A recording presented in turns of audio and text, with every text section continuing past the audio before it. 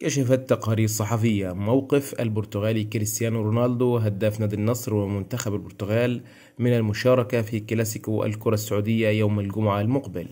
يحل الأهلي ضيفا على النصر في كلاسيكو الكرة السعودية يوم الجمعة. وتعرض رونالدو لكدمة قوية خلال مباراة الفريق مع بريسبوليس الإيراني في افتتاح مباريات الفريق بدور المجموعات من مسابقة دوري أبطال آسيا.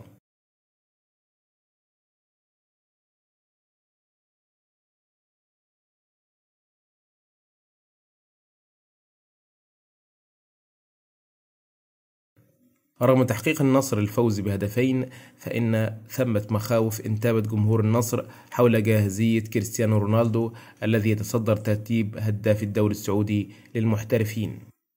وحسب الإعلامي السعودي وليد الفراج، فإن رونالدو بات جاهزا للمباراة بشكل طبيعي.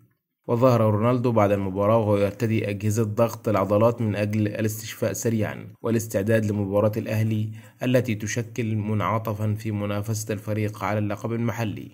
افتتح النصر موسمه بالتتويج بلقب كأس الملك سلمان للأندية الأبطال أو البطولة العربية بعدما فاز في المباراة النهائية على الهلال بهدفين لهدف. ويحتل الأهلي المركز الثالث في دوري روشن السعودي ب15 نقطة، وهو رصيد الاتحاد ذاته صاحب المركز الثاني، خلف الهلال المتصدر ب16 نقطة، بينما يأتي النصر في المركز السادس ب12 نقطة.